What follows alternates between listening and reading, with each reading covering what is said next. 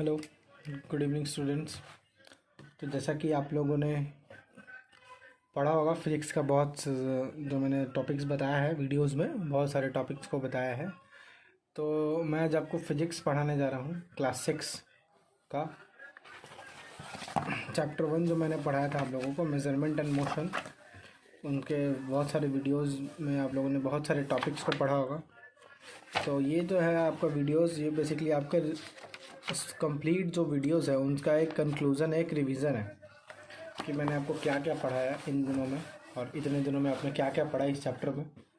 तो ये बस उसका एक कंक्लूज़न है। तो आप लोग ध्यान से देखिएगा और सुनिएगा इस बातों को। तो सबसे पहले चीज़ तो मैंने आपको बताया था मेज़रमेंट और मोशन क्या है, मेज़रमेंट क्यों ज़रूरी है हमारे लिए, फ़िज़िकल क्वांटिटीज़ क्या है, बहुत सारे फिज़िकल क्वांटिटीज़ को बताया था, मेज़रमेंट्स के बारे में बताया था। कहीं भी हम कुछ भी परचेज़ करने जाते हैं तो एक उसका अपना अलग मेज़रमेंट होता है। फॉर एग्ज़ाम्पल, अगर कोई शॉपकीपर से हमने मांगा 1 kg राइस, तो वो 1 kg जो आया वो यहाँ पे मेज़रमेंट हुआ आपका, तो वो अमाउंट हुआ एक फ़िक्स्ड अमाउंट, उसका एक अपना अलग कॉस्ट हो।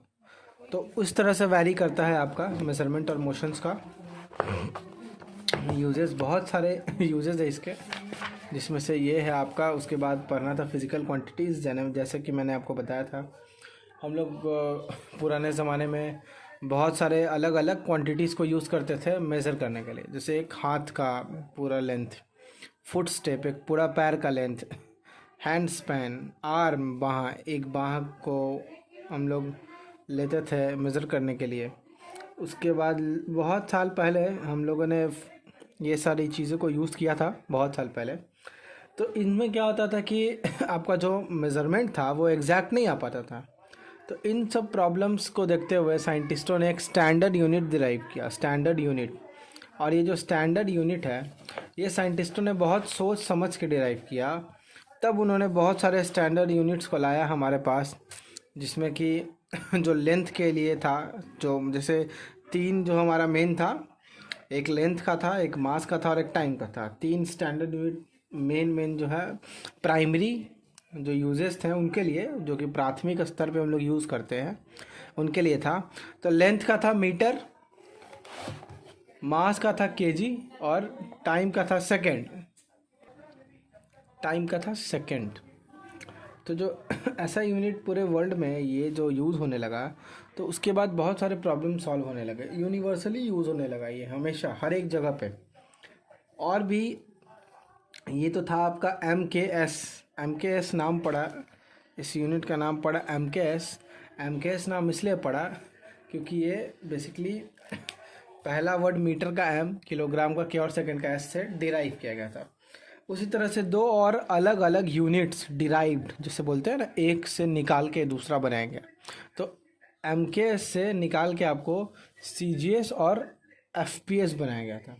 सी जी एस का मतलब सेंटीमीटर ग्राम सेकंड, आप लोग देख रहे होंगे फुल फॉर्म दिया हुआ है। एफ पी एस का मतलब फुट पाउंड सेकंड। ये सब मैंने आपको बता चुका है वीडियोज़ में। और उसके बाद मैंने आपको बताया था मल्टीपल सब मल्टीपल।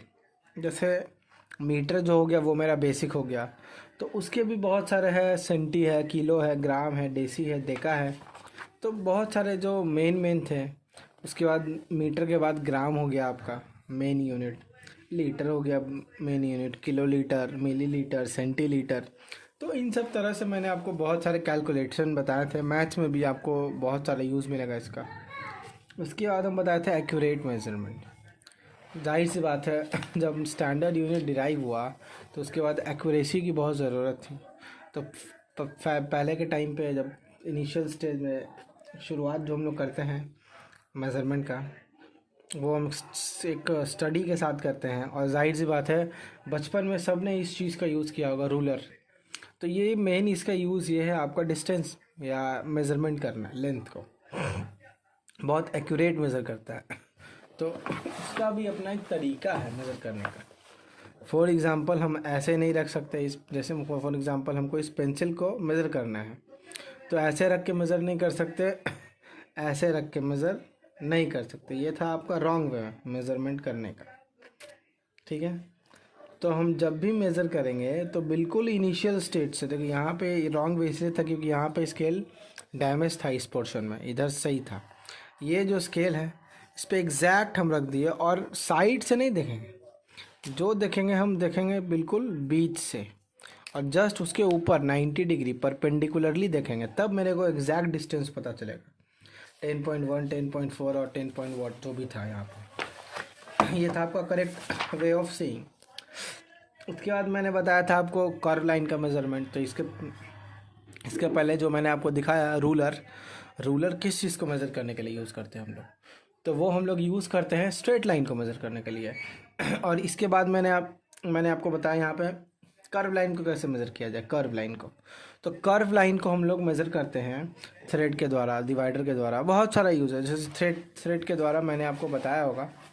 यह थ्रेड को उस लाइन पे एग्जैक्ट बारी बारी से पुट करके फिर उस थ्रेड को स्ट्रेट करके मेज़र कर लेंगे हम, तब पता चल जाएगा वहाँ पे मेरा क्या है नहीं है।